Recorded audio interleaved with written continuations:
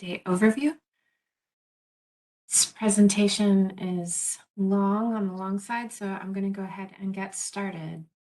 The beginning is a bit of an intro, so those of you who are familiar with our rating, this will be a repeat and give some time for people to come in. So first, I want to start by introducing the people behind this work. It's the Austin Energy Green Building commercial team. We've spent about the last it's not an exaggeration to say the last 2 years really working on the content that we're presenting today.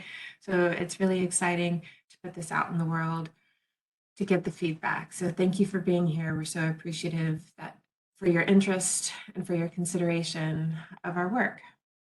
It looks like you got to reshare your screen. Oh, thanks.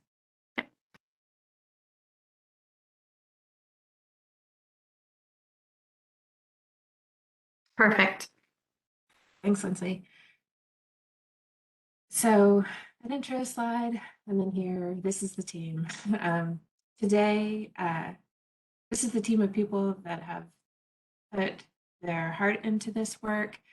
Lindsay, who you just heard, will be presenting on a few of the point categories. She's a project manager that works primarily on airport projects, along with Jeff Wacker. He's a senior engineer with our program, and many of you have worked on projects, have had the privilege of working with him. So I'm Sarah Talkington. I manage the commercial green building team, and the three of us will be presenting this content today. Again, thanks for being here.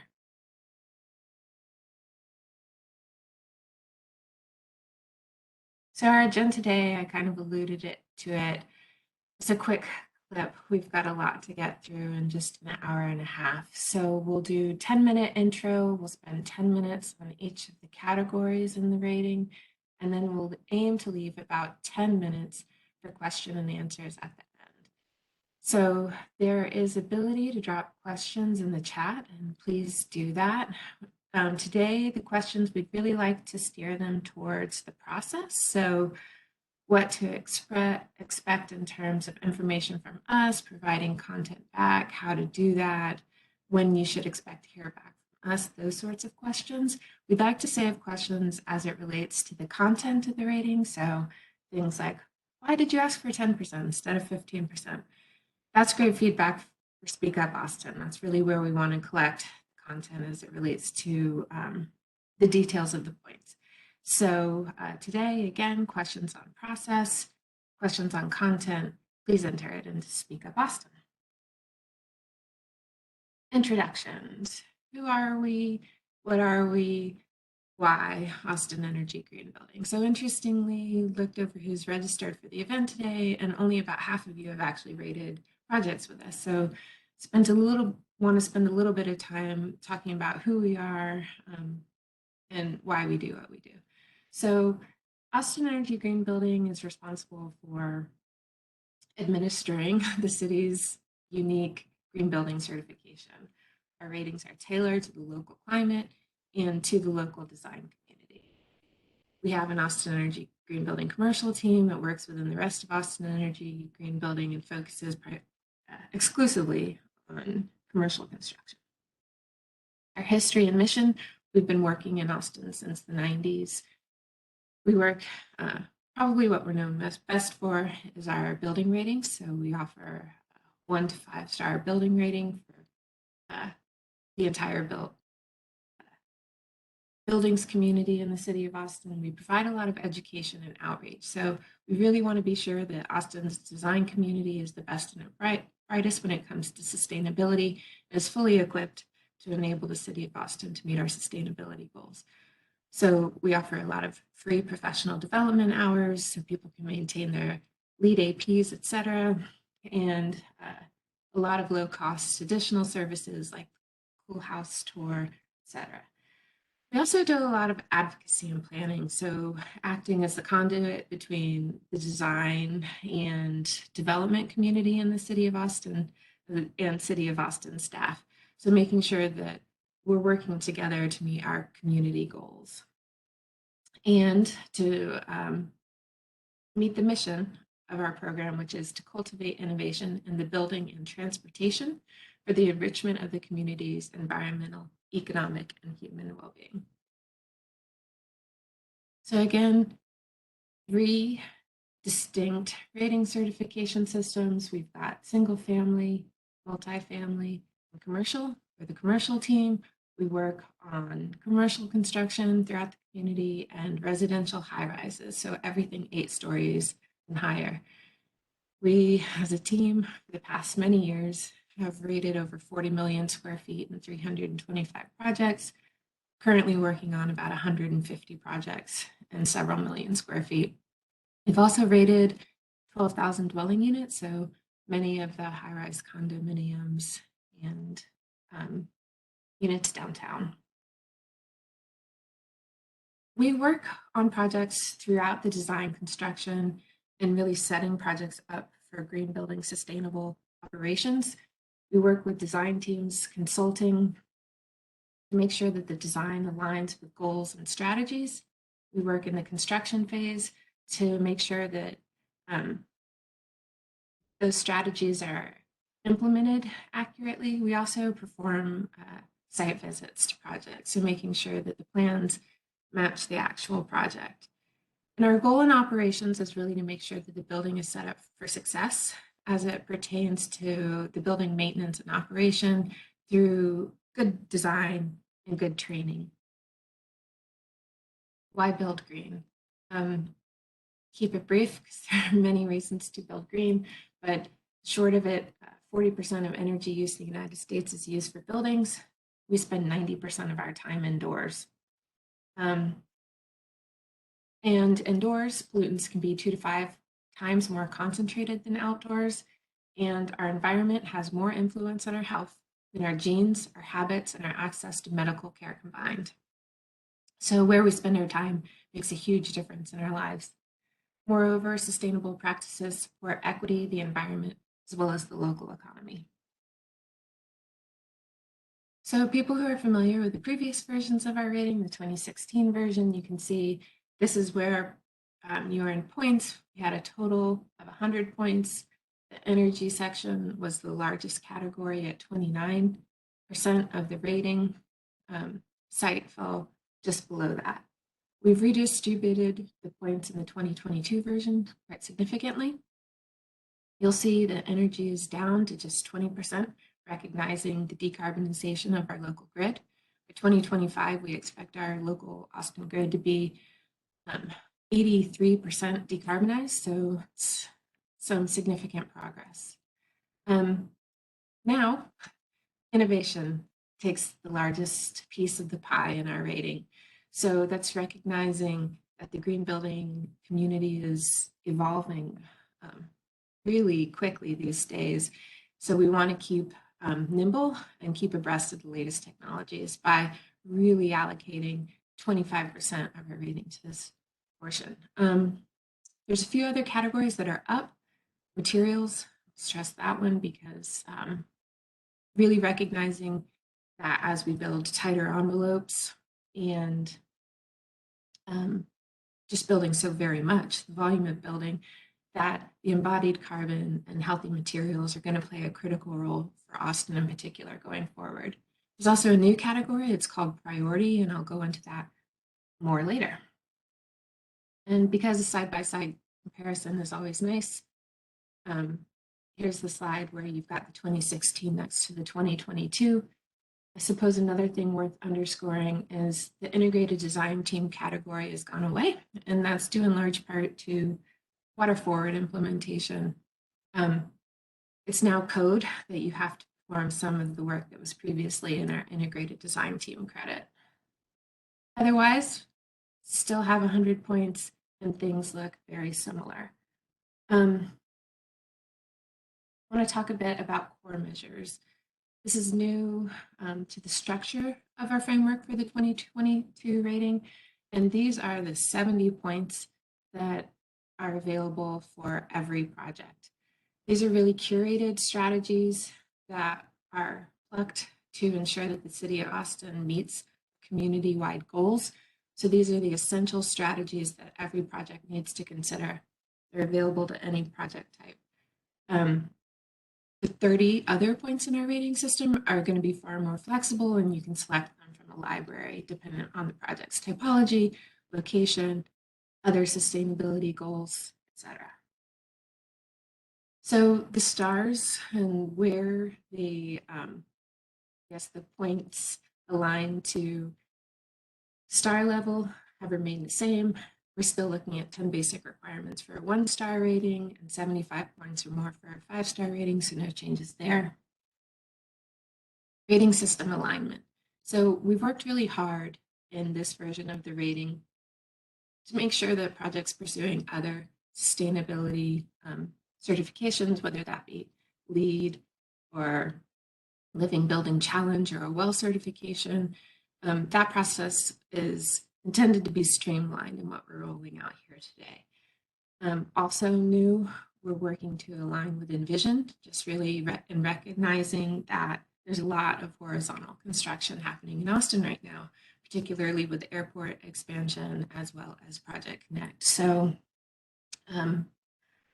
we'll talk a little bit more about rating system alignment further on, but just want to underscore it here as well. So a little bit about where our projects are and what types of projects are rating. There are many development agreements throughout the city of Austin that effectively incentivize green building certification through city agreements. And what this has done is ensure that we're rating a lot of projects these days, currently about half of what's being built in Austin. And you'll notice that it's located throughout Austin. So it's not just located at Miller or downtown, as you might imagine.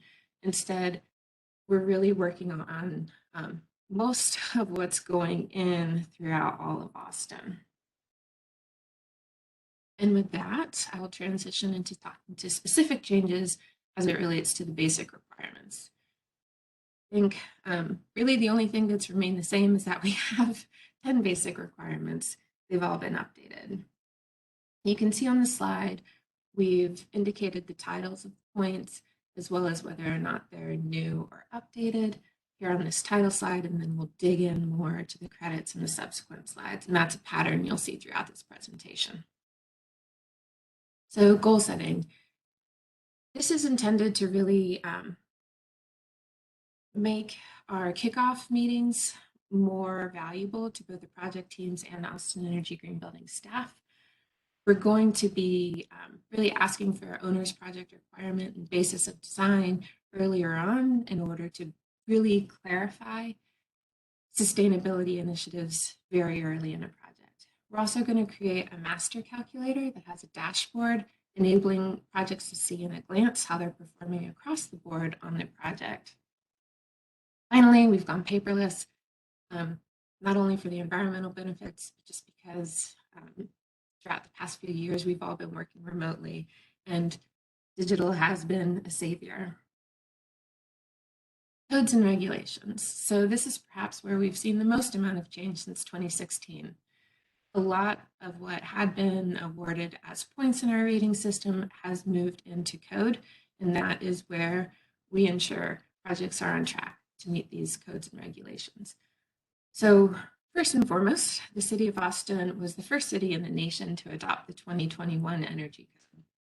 So the Energy Code adoption this time was an ambitious one in that commercial buildings increased in efficiency on average across the board about 10%. So built into this rating system is an additional 10% energy savings compared to the 2016 version. With that, the city adopted the whole suite of technical codes in 2021, and there were sustainability initiatives throughout. A good example would be the mechanical code. They adopted the sustainability appendix, and MERV 13 filtration is now required on outdoor air as well as recirculating indoor air. So that's something that had been in our rating, now in code.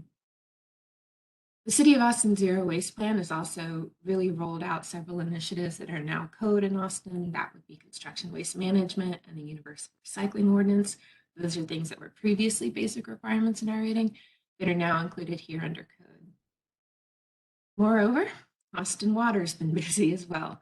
They've really been implementing Water Forward, now requiring projects to connect, reclaim water when available, and requiring that projects perform a water benchmarking analysis when they submit for site plan review. So all of these initiatives moving into codes has really enabled us to bring in new points into our basic requirements. One of those being bicycle parking. Basic requirement, we're asking for bicycle storage, showers for employees. If you have fewer than 50 employees, there's an alternate where you can provide electric bike charging in locker rooms instead.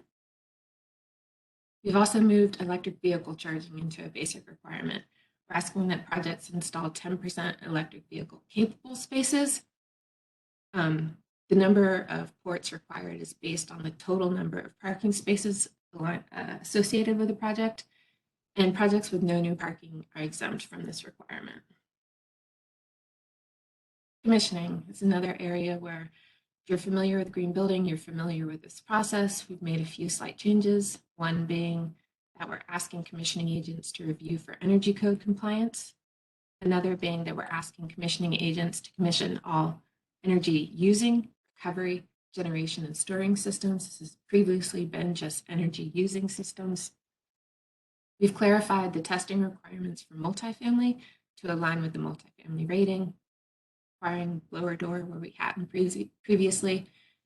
And finally, in support of the Austin Climate Equity Plan, we are going to be sure that maintenance staff is trained to handle refrigerants.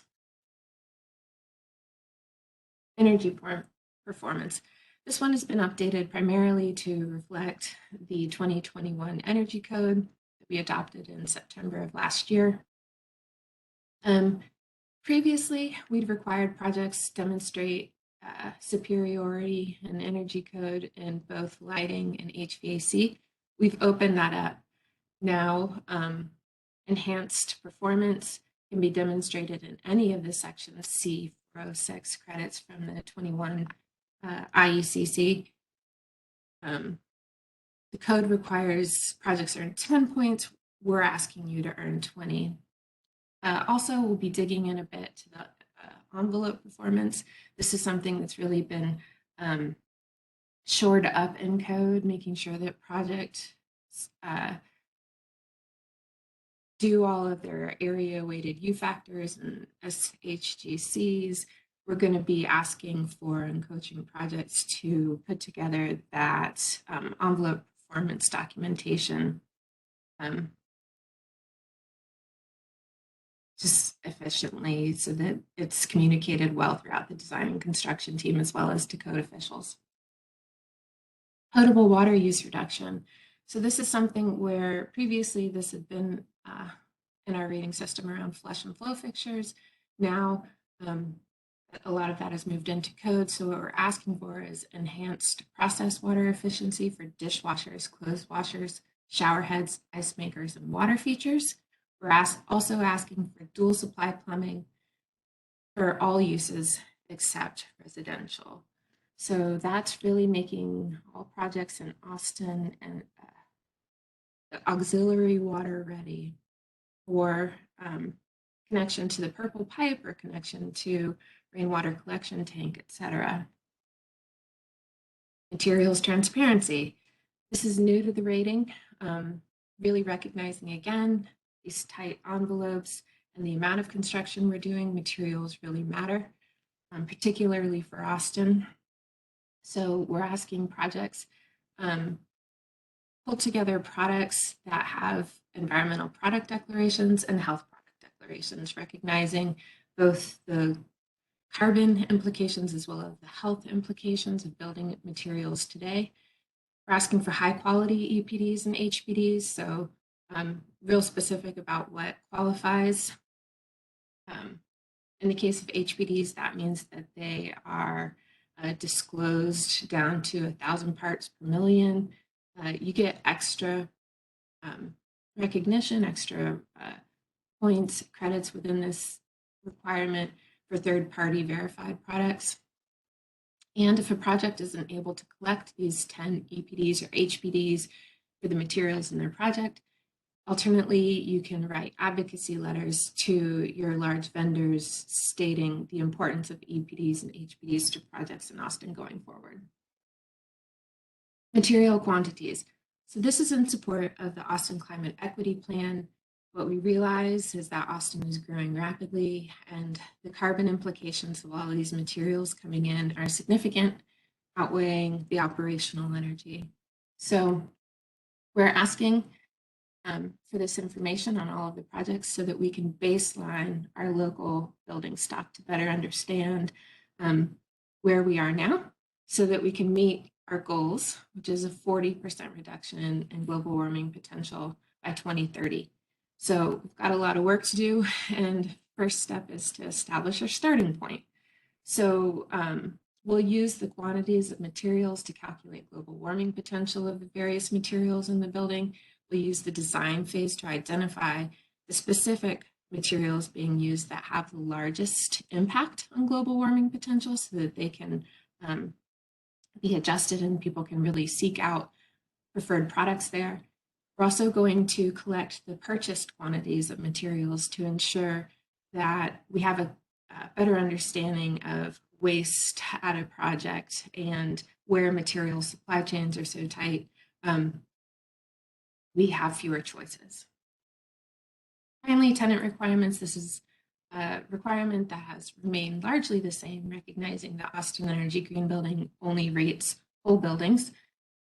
We've been piloting an Austin Energy Green Building tenant guide for projects. So if you're working on a 2016 version of the rating, this would also be available to you.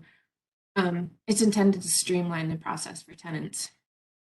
We also included a new requirement here. Residential tenants in our buildings will receive an education guide on how to operate and maintain their unit effectively.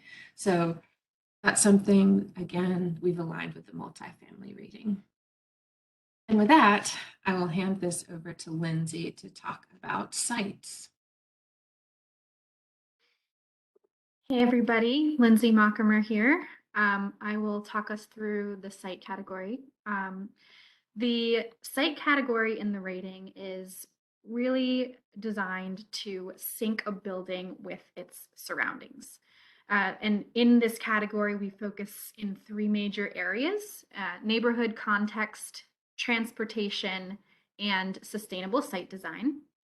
And the theme of the way that we've revised the site category is to rebalance the point allocation of where we're awarding points from strictly where a site is located, and focusing a little bit more heavily on how that building and how its site can contribute positively to its surroundings.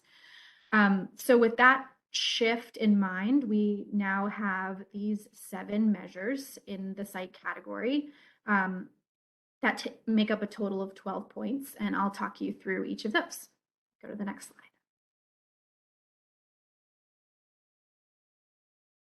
All right, first is priority site. And most of you familiar with the 2016 rating will recognize the requirements of this because it is a consolidated version of the first 3 site measures in the 2016 rating. So environmental sensitivity, development density, and desired development have now all been combined into a single measure.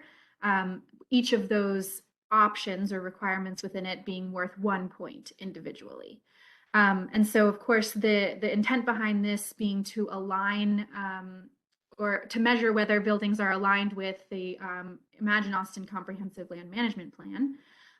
We do have within the environmental sensitivity portion of the measure an added component thinking about whether a development is located in prime farmland and encouraging or discouraging development in prime farmland.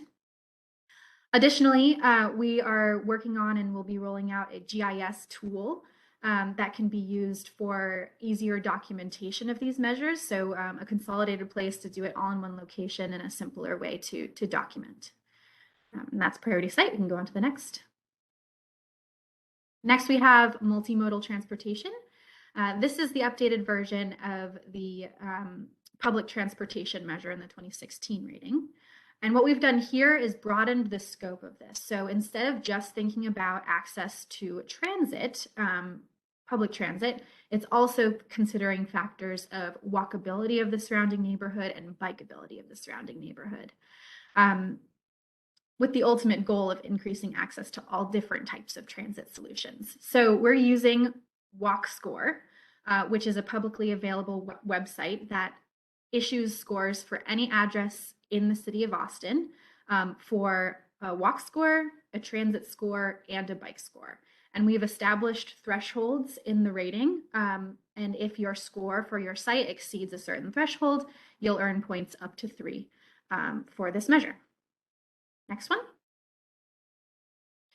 Here we have site engagement. And so this is a new measure that is intending to flip the script on the diverse and walkable communities measure from the 2016 rating. So the intent here is to promote livable communities, connectivity, enhanced community participation, in a way that engages people in the site. So rather than having a site be located within a neighborhood or a community that is already deemed to be walkable, we're focusing on the strategies that a site can use to contribute to the community's walkability. So the requirements will be to select a minimum of 4 from a series of strategies that provide on-site amenities to contribute to walkability. So for example, you can see on the slide here, ground floor retail to contribute to multi-use development, public shaded seating, seating with electrical outlets, and so on, that help users of the building and those walking through the community to have a better walkable experience. On to the next. Next is parking management.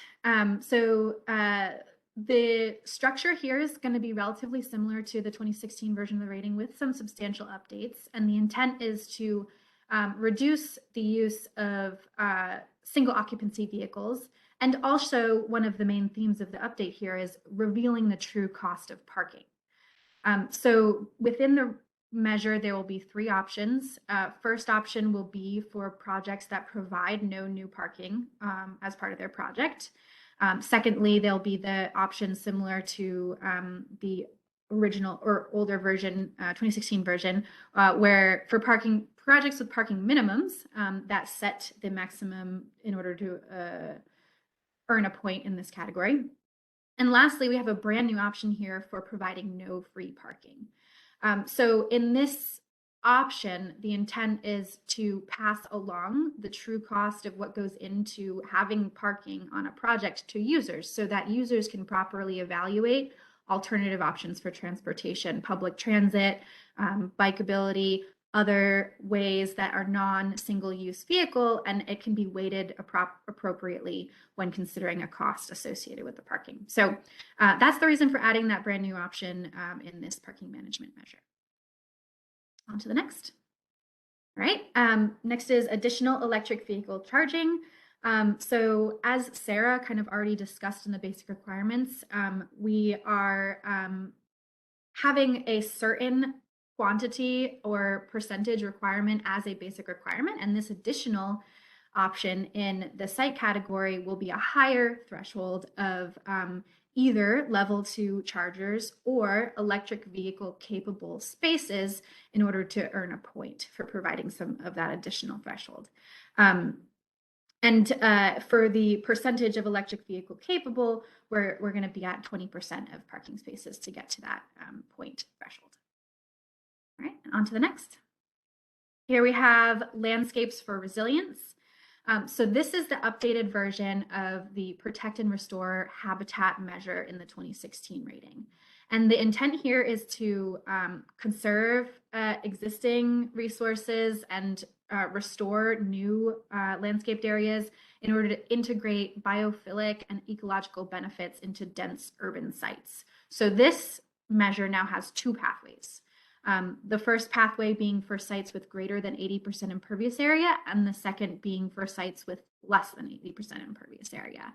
And the option for high impervious cover sites will be to use functional green, which is a emerging or new city program for evaluating ecosystem service that is provided through a landscape, while also considering kind of the layered benefits of a variety of strategies in a small space. And so in this pathway, in order to earn a point, we're asking projects to achieve a score of 0.3 or higher using functional green. The other pathway is similar to the original structure, where we have a percentage set for existing areas that need to be preserved, a percentage for of the site for areas that need to be restored with landscaping. The new component here is we're asking for a certain portion of that vegetated space being restored to be a resilient landscape. And so we define resilient landscape within the measure, and it is to serve certain functions, for example, wildfire resistant, allergen reduction, pollinator garden, and a number of other strategies as well. And we're asking for that resilient site component to be included in the restored area. All right, and then on to the last for the site category. We have light pollution reduction. So similar here to the 2016 rating, where we still have options for bug rating method and calculation method for reducing uplight and glare of outdoor lighting. So those pathways and calculations remain the same. The biggest update is we're adding a requirement for color temperature of lighting, with the idea of encouraging warmer temperature lighting to help further reduce the adverse effects of outdoor artificial lighting. And so that's the summary of the site category, and I'm going to pass it over to Jeff next to talk about the core energy section. Hello, everyone. I'm Jeff Wacker. It's a pleasure to be here with you. The energy section in the 22 commercial rating remains a large section in the rating with, I believe, 20 points assigned to it. But the 2022 commercial rating energy section update has been revised to reflect a focus on strategies that support the decarbonization of buildings and the electric grid they share. It has been aligned to support Austin Energy's resource generation and climate protection plan by pivoting towards a consideration of the interplay between the buildings and the electric grid, in line with emerging effort to support the decarbonization of the grid, to support better integration of distributed energy resources, utility scale wind and solar energy. Additionally, for the first time, the AEGB rating recognizes refrigerants as a source of greenhouse gas emissions from buildings and designs measured to address that. All of these measures work together to support Austin's goal for 93% carbon-free energy by 2030, while maintaining affordable electric service for all AE customers. So with that in mind, we move into the measures in the rating, measures in the section. The first is energy performance. This is a large point. This is updated from the 2016 version of the rating. One of the biggest changes is that we've added an expanded prescriptive menu for options for achieving points. Previously, the main way to achieve points under this measure was solely through the energy model. And there were a few prescriptive paths available for very specific building end uses. In the new version of the rating, this prescriptive option has been expanded, and the options are based upon the IECC and ASHRAE advanced efficiency options menus. And for the first time, all 10 points will be available to hopefully any project by pursuing the prescriptive pathway. The performance path option remains, the energy model, and the point range has been calibrated to reflect zero energy capable building goals. It has also been updated to use the new ASHRAE performance metric called the PCI, which is an improvement over the previous metrics because it uses a static baseline and should reduce energy modeling costs and time associated. Next slide, please. Renewables is an updated point as well. Previously, this was pretty specific to on-site renewables, mostly solar photovoltaics. This has been revised to collect several strategies that support low or no carbon energy sources. On-site renewables are still an option. There are additionally options for supporting renewables in tenant spaces for tenant installation of renewables. And additionally, it collects green power. The green power options are now available under this credit, and they've been expanded to include all fuels, including carbon credits. And there's an option to be a community solar host. So this credit has been expanded, and the path towards renewables has been deepened in the rating. Additional commissioning is the next credit. This is mostly unchanged. It will be very familiar to previous users of the rating. There are still two options here: a comprehensive commissioning credit and a thermal envelope commissioning. They are now both worth 1 point, and the resources for the thermal envelope commissioning have been updated to reflect updates in standard practice. Refrigerants, this is one of the big new points within the rating. Users of the LEED rating will be familiar with some points addressing refrigerants within that context, but this is the first time that it appears in the AEGB rating. The first element to this credit is a refrigerant management plan that addresses leak detection, repair, and end-of-life disposal for all HVAC systems containing refrigerants. And additionally, there are options within the credit to design for reduced refrigerant leakage by designing a good envelope or specifying low leakage equipment and designing for leakage protection. Or there's an option to use natural refrigerants with a lower or no global warming potential. And so this is, as I said, the first time this has been included in the rating, and is an important element towards a very important contributor to climate change. And the last credit in this section is grid flexibility. And following the theme in this section of combining several related strategies and deepening that sort of discipline area, this credit was previously the demand response credit, and was pretty narrowly focused on the commercial demand response programs at Austin Energy, which is still an option within this credit. The credit has been sort of subdivided to strategies that are aimed at owner-occupied buildings, as well as strategies that are aimed towards tenant-occupied buildings, such as installing smart thermostats, auto-enrolling those facilities in AE Smart Thermostat program, and or a property management portal where those things can be managed.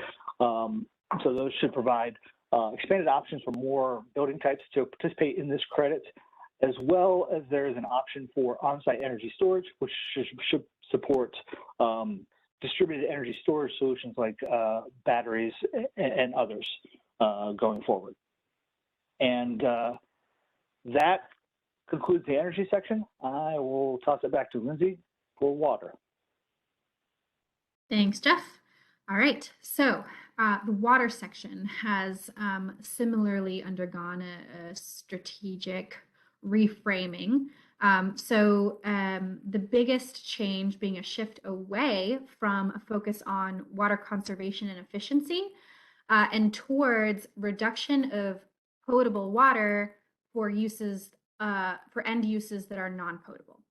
And so this really comes from aligning with the Austin Water Utilities Water Forward Plan, which is the 100-year horizon water resources planning document, which kind of outlines the fact that over the recent years in Austin, since 2006, when the city saw a high annual water usage, the high peak basically of what has been experienced, the city, the water utility, AEGB has all been very focused on pushing things towards conservation and efficiency, and that largely has been very effective, which allows us to pivot to this next area that needs attention, because 40% of potable water use within the city of Austin is used for non-potable end uses. And so generally speaking, this category is now designed around that concept of making that reduction. So we have got these 5 measures, 4 of which are entirely new, 1 of which is updated, and I'll walk you through those now. So starting with the first, rainwater and condensate. And so this really gets to the crux of the issue very quickly. This is worth up to 4 points, and it is encouraging on-site collection and reuse of alternative water for non-potable uses. So this previously existed in the Innovation Guidebook. Some of you may have seen that in the Innovation Guidebook previously, is being moved into the core water section. The requirements are to collect rainwater and or AC condensate and use that on site for at least 75% of the annual demand of one of these following end uses that are listed here. So outdoor irrigation, cooling tower makeup, toilet and urinal flushing, and other approved end uses like water features or other things. And points are awarded based on which of those end uses you're able to meet that 75% of the annual demand for. Up to 4 points. So that's the first new measure here. We'll go on to the next, is water metering. The intent here is to really get detailed metering data on building level water supplies, because currently most meters are only doing the job of reading once a month. So the requirements will be to install water meters on a building's water supplies capable of recording hourly data, being remotely accessible, and having a history of up to 36 months. This measure is not going to address sub-metering. This is mainly going to be focused on building level metering, and sub-metering will be something that's addressed in an elective point outside of the core that we're dealing with here. Next one is access to quality drinking water. Our intent is to make filtered drinking water available to everyone, to all building users. So this, again, existed in the Innovation Guide previously, and it was actually in the Indoor Environmental Quality section and is being pulled into the water core points. And the requirements here are that bottled water filling stations are installed throughout a building at appropriate locations, and those locations will depend on your building type, size, and use. And the bottle filling stations will need to have filters and a visible indicator light.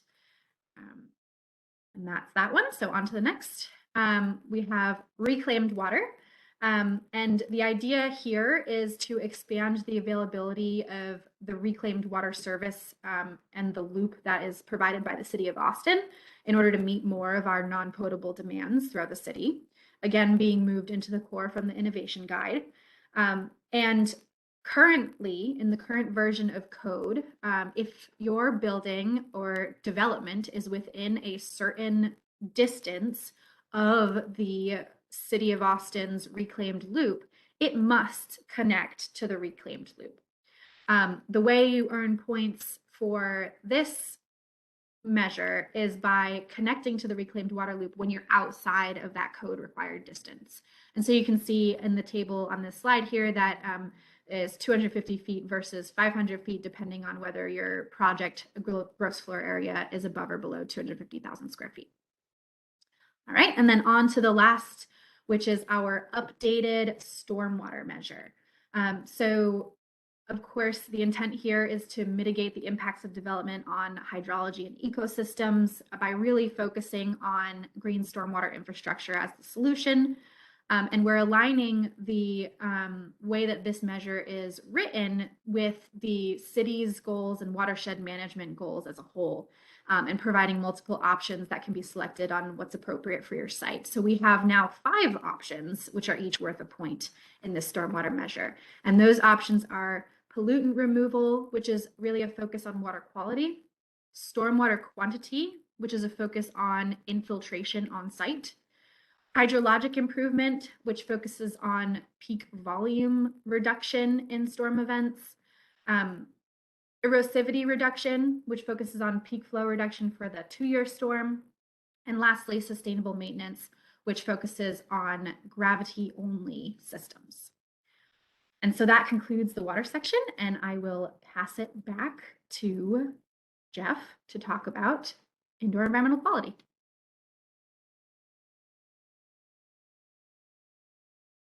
Thank you very much, Lindsay. Indoor environmental quality, or abbreviated IEQ. The IEQ section advances the goals of the Climate Equity Plan and supports occupant health and comfort by focusing on building design and construction that improves indoor air quality, encourages physical activity, provides access to daylight, and reduces exposure to noise. Updates in the IEQ section in the 2021 commercial rating included removing strategies that are now within the City of Austin code and replacing or revising measures when changes offered a chance to align with other rating systems, advance the performance of rated buildings, or make the documentation process easier. And a note that a lot of the credits within this section remains indoor environmental quality, but there was discussions as we were creating this, updating this section, whether or not this should be called health, and really, because this is kind of the intersection of buildings with their occupants. So as we go through the credits, just kind of keep that in mind. This is an IEQ section, but I think that the focus for this rating update is a little bit more focusing on the how the occupants interact with the environment rather than just the qualities of the environment itself.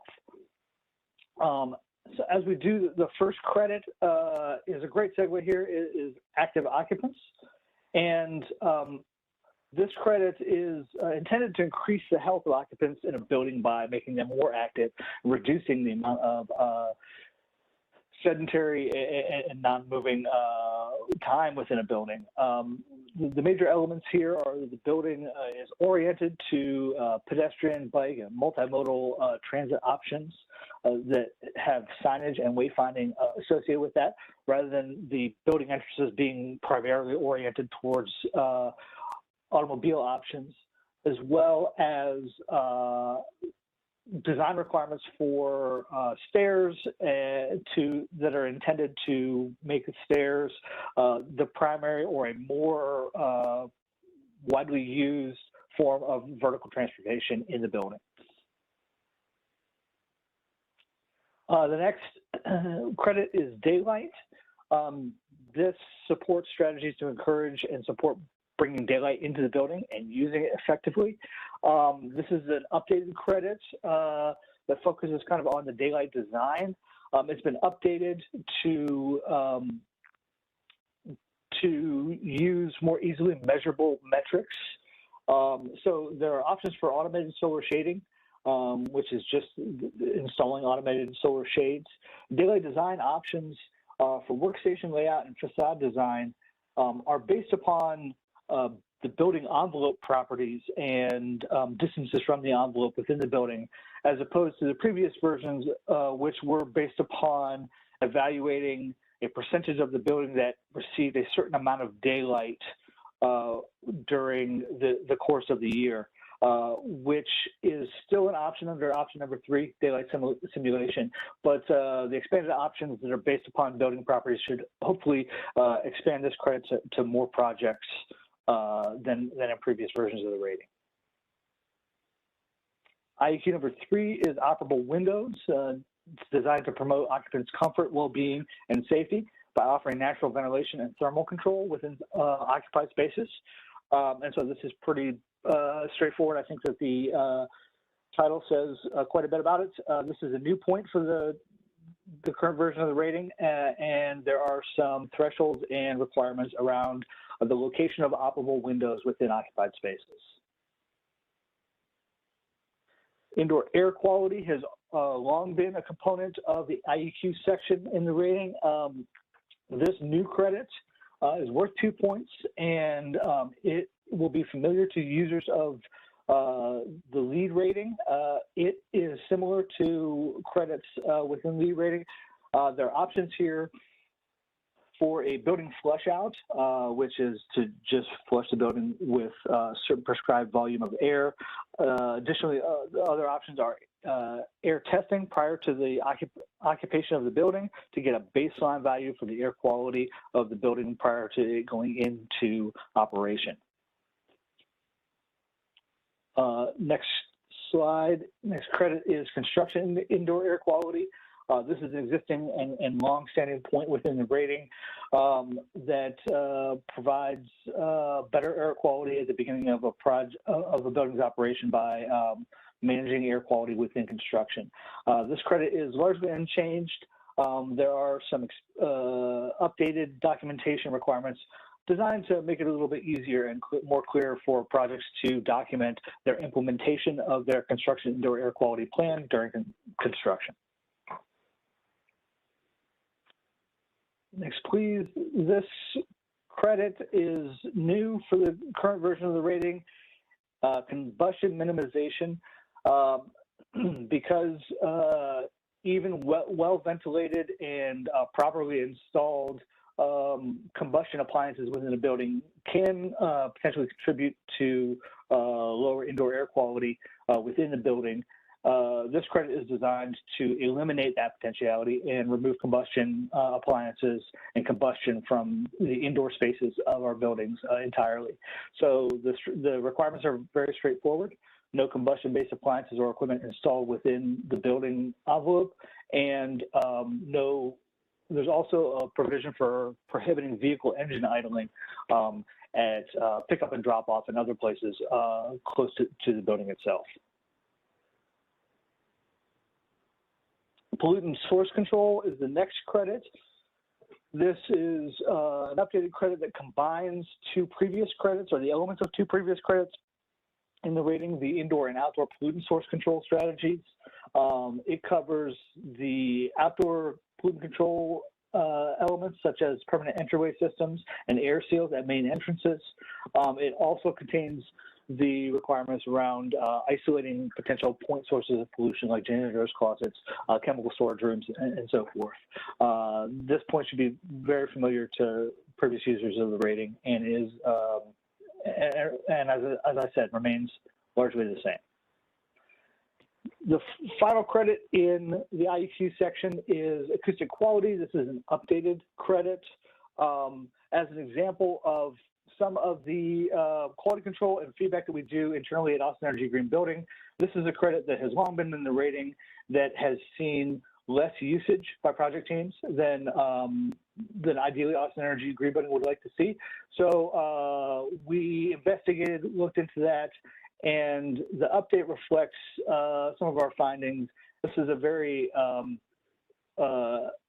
detailed and comprehensive credit that really addressed a very important indoor environmental quality issue of acoustics that can really make or break the operation and occupancy of a building if not done well. And so the update separates out and provides options for points in smaller chunks rather than needing to address every acoustic issue within the building. Project team can pick and choose some smaller, possibly more easily digestible items, and hopefully we'll get a larger base of projects participating in this credit.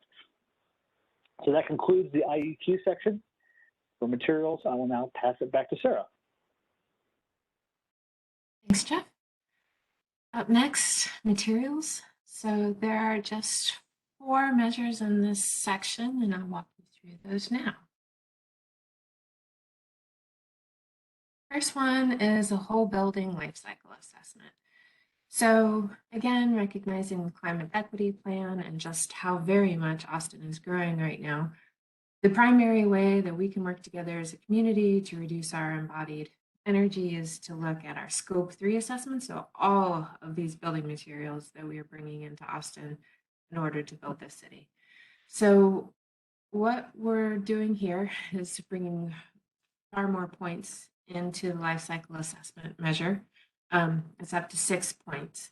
we're awarding 3 points for projects that perform accurate, high quality life cycle assessment. So learning how to do that for all of your projects is really where we're trying to go with this. And then an additional credit for each 5%, 10%, 20%, 25% would earn an exemplary performance point. So our ultimate goal is to hit a 40% reduction by 2030. So this is really intended to get us on the way. In order to do this, we're going to need product-specific environmental product declarations for those critical high carbon intensity, high global warming potential materials.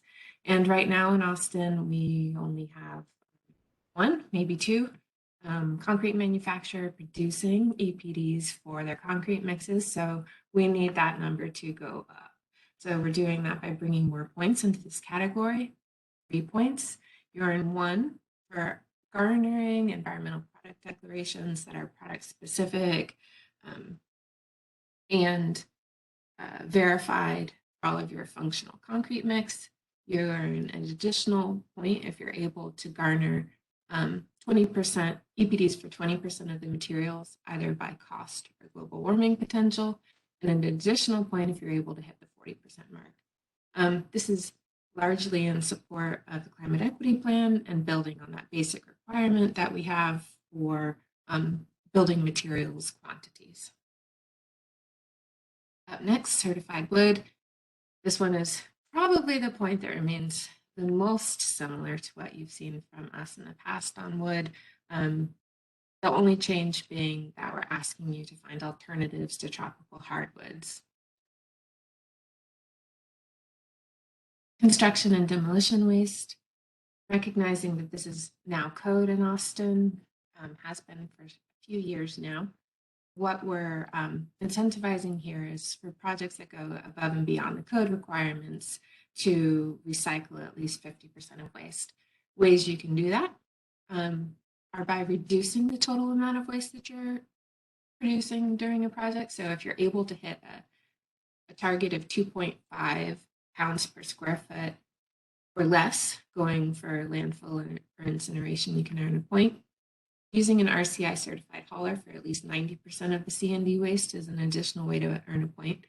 And that's really because those RCI certified haulers hold themselves to a higher standard of care, really opening themselves to being audited and demonstrating with open books exactly where materials are going and exactly what they're bringing in.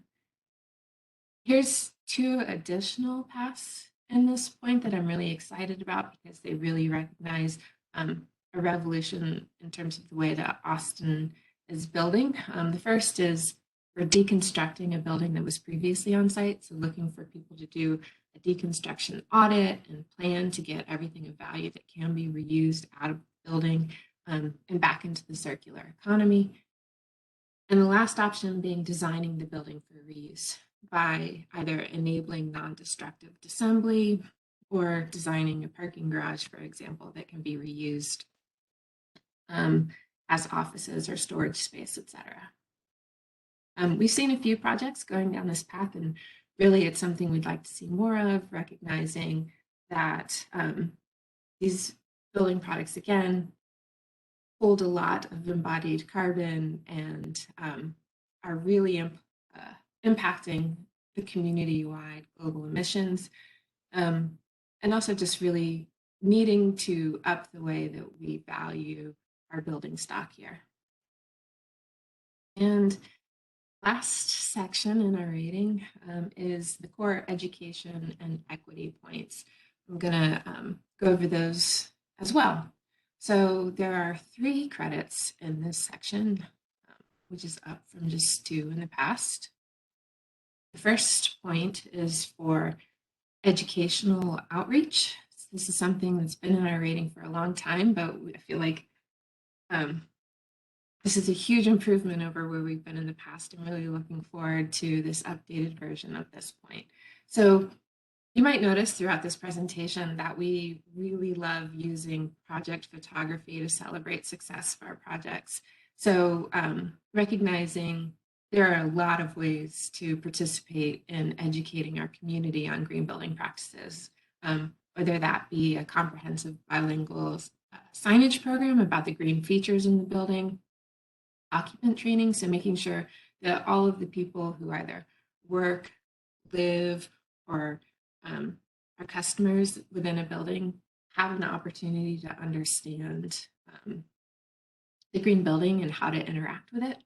Community tours, so opening a building up to the broader community, whether that's students or neighbors, to give them information about the building and what makes it green.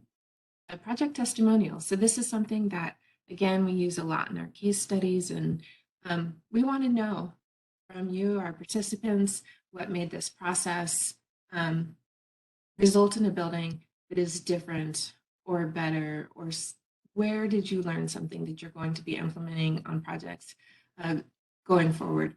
So collecting feedback from our participants is a huge new component of this measure. Also, plaque display. Nothing, well, maybe something, but few things make me happier than walking into a building and seeing the really beautifully designed Austin Energy Green Building plaque proudly displayed. It's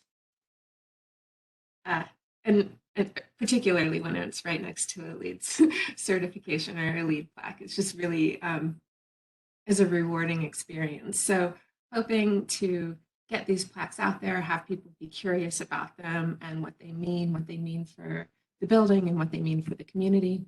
And finally, construction signage. So you might notice when you walk past a construction site, some large billboards on the side that communicate the project team and all of the people who came together to create that building. We'd like for Austin Energy Green Building to be included on that construction signage, recognizing that we're working with you as partners to really create a better built environment for the city of Austin. Up next is construction skills training. So this is a credit that builds on participation in Workers' Defense Program. The real vision behind this point is to provide greater capacity for our extremely valued construction trades in the city of Austin. So designers out there, sustainability consultants out there, I know you're busy. So are the construction workers. And we really want to make sure that they are on a career path that provides them with the skills and dignity to really elevate their careers in this esteemed profession that we are all really relying on to implement our work. So what we're asking for here is first, a prerequisite that you have to meet the construction worker equity point, so participation in the Better Builder program. And then we're asking that at least 15% of the workforce on the project be local and participating in registered apprenticeship programs. So bilingual craft training programs and things that offer hands-on instruction at no cost to the worker. I'm really thrilled about this addition. And finally, this is another point that's coming from our innovation guide. It's about inclusive restrooms.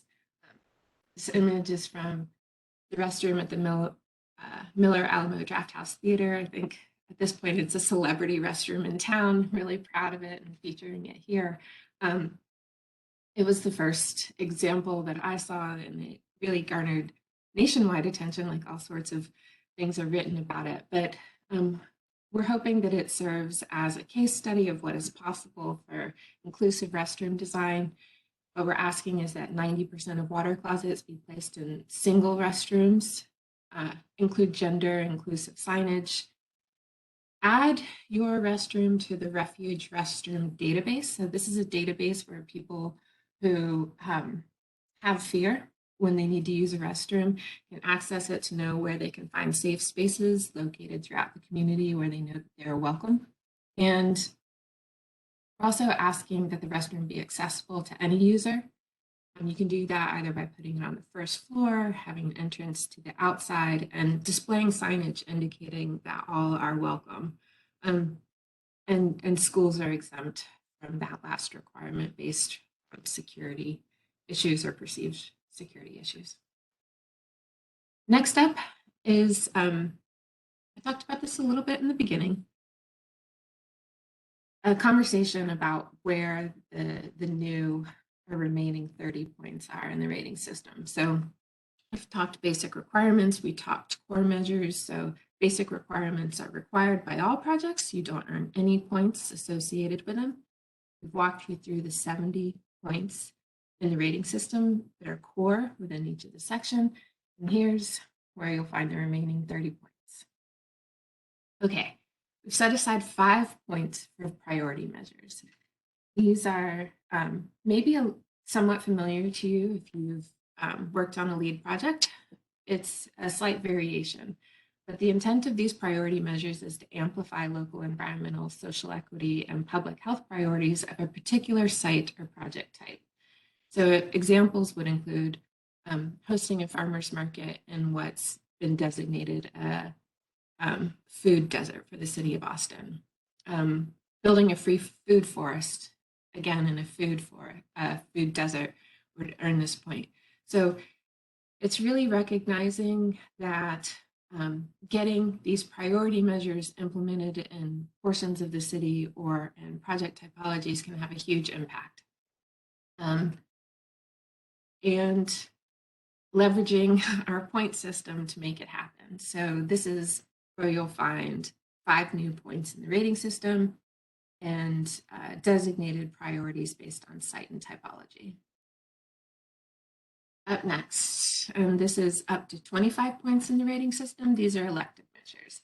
So all of the points that you might be missing from previous versions of our rating that haven't gone to code, haven't been incorporated into a core point, you'll find it here under an elective measure. So examples for that would include things like brownfield redevelopment, building reuse, historic preservation, guest room controllers, and ozone laundry. We really found that only specific project types were able to earn these credits because most buildings don't have commercial laundry system. So trying to pull them out into a library of elective measures that don't hold down the real estate the core measures are intended to inhabit. Also, this is where our crosswalks to the other rating systems live.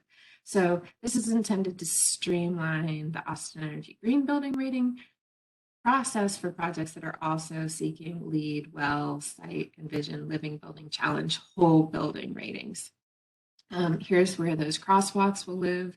We're really going to work to just accept the documentation that you would put together for those other rating systems and not get into the weeds of quid pro quo between Austin and the other rating system, but just understand that buildings in Austin that receive these additional certifications are points of pride in the community and looking to incentivize that and reduce barriers. Innovation measures. So these, again, are shared with those 25 points of the elective measures, and they're intended to be the place where new, exciting things will continue to come into our rating and enable us to stay up to date and nimble, despite what can often be a considerable amount of time between rating updates. A lot has happened in Austin since 2016, and a lot has happened in the green building community since 2016. So we really wanted to move a considerable amount of points into this section to enable us to stay current and innovating. And the invitation goes out to you as well. There's something in our rating system that isn't there now, but you'd like to see it, please submit a proposal. Sustainability is a team sport, and we really do want to hear from you. So examples for some strategies that have received innovation in our rating in the past are like the City of Austin Planning and Development Center. It has an on-site black water treatment and reuse system. It's really spectacular. It's over off Middle Fiskville Boulevard in Austin, and open to the public. So definitely worth checking out if you're a water conservation and reuse nerd.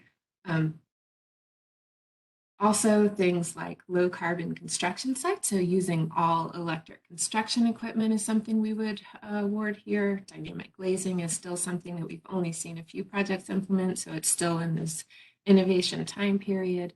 Tree health, we're seeing a lot of projects, well, not enough projects, but really exploring how to preserve what are some of their greatest assets on sites, those heritage trees, and putting together soil specs and other things to preserve and maintain tree health. That's something we award here. And again, in a resilience framework, sheltering in place, buildings that are enabling inhabitants to stay in the building during events, whether those are natural or man-made, safe, not adding to people being evacuated from the community, but people, this is a point that we'd award for people who are able to stay in that building during those events.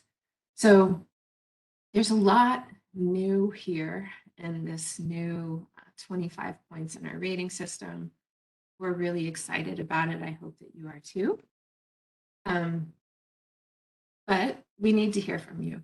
So this past hour and 10 minutes or so, we have been going over our best work, our best draft, and I'm extremely proud of the work that my coworkers, my colleagues have put into this and where we are today.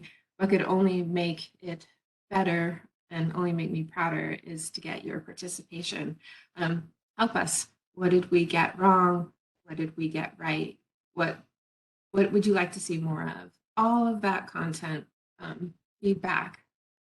We're using the Speak Up Austin platform.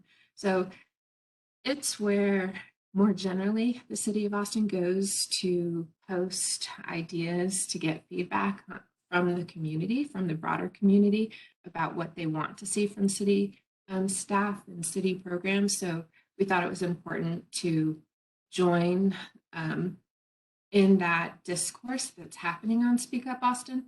I hope that while you're there giving us feedback about our rating, you'll find other things that you're interested in to provide feedback as well. But the surveys are open now, and they will be open through April 1st. So we wanted to give you a lot of time to dig in. We've uploaded the draft guidebook along with a changes summary doc for you to go over. We want your feedback on the rating process, measure content, point distribution. It's broken in, the survey is broken into sections and hopefully fairly intuitive. But we want to hear from you, and this is the place to do it.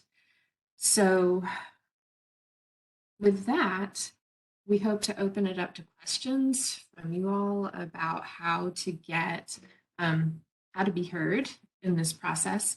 I have said the deadline is April 1st, so hopefully that's plenty of time. After that, what's going to happen is Austin Energy Green Building staff is going to begin replying to those responses, so letting you know where your feedback has been incorporated or where we're unable to incorporate your feedback, either for city legal or other reasons. We'll provide that sort of explanation. And the hope is that this is the green building rating system assigned to projects as early as this summer. So yeah, with that, we'll open it up to questions. Garrett, have any come through? So far, we've only had one question about certified wood. I directed them to post that to our Speak Up Austin page. Most of we want to address it now, but I don't think we are addressing technical questions yet. So, thank you. All right. If there aren't any other questions, we'll go ahead and end early with Much gratitude and thanks for being here today, for your interest in our rating system, for your participation in the update process. I'm extremely grateful. Thank you so much.